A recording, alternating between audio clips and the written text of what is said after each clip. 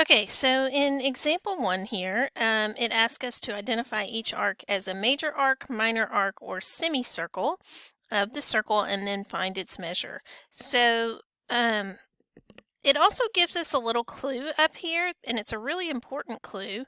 It says AC and EB are diameters. And so what we figured out about diameters earlier is that a diameter always cuts a circle in half. And that's going to be super important down here because that means AC right here, both on this side is 180 degrees on that side of the line and also 180 degrees on this side. And so that's helpful to know. And then the same stinking thing is true for EB right here, right? The top half of this will be 180 and the bottom half will be 180. Now be careful, this only works with diameters, and you know something is a diameter because it goes through the center of the circle and goes all the way across the circle. So this first one, EA, goes from here to here, or does it? Does it really go from here all the way around? How do you know which way around the circle to go? Well, what I mentioned to you earlier is that for a minor arc, we said that on a minor arc you would have 2 letters to name the arc, something like me. And so anytime you have 2 letters naming the arc, you automatically know it's a minor arc. So if it's a minor arc, if it's less than halfway around the circle, they must be talking about the yellow one. So first of all, it's a minor arc. We knew that because we only had E and A, 2 letters. And then the second question is find its measure, find the degrees of that circle. We had 2 things we had to do. So I think the easiest strategy for me here is that these are vertical angles. So if that's 50 on the right, it's going to be 50 down here. Now, keep in mind there were other strategies you could use. You could do a linear pair being 180. You could do several different strategies, and that's what I love about circles, to be honest, is that there's multiple ways to work them. All right, so now we know this is 50. Let's go on to CB. Again, we know that this is a minor arc because they only give us 2 letters. And that's just automatically 50 degrees because the central angle was 50 degrees. So however much the central angle is, that's how much the arc is.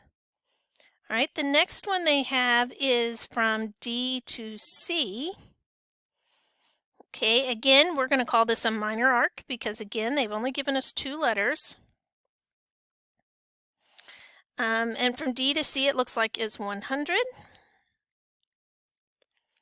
The next one, and it doesn't matter if you're going clockwise or counterclockwise, there's not really a rule about which direction to go other than you need to go in the order of the letters they give you. So they say D, then E, then B. So I have to make sure I start at D, go to E on my way to get to B.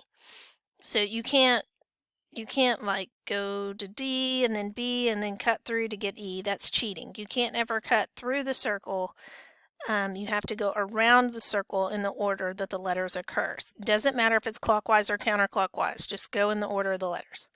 All right, so this one is more than halfway around, and it's 3 letters, so let's go add that up here, that a major arc is going to be 3 letters.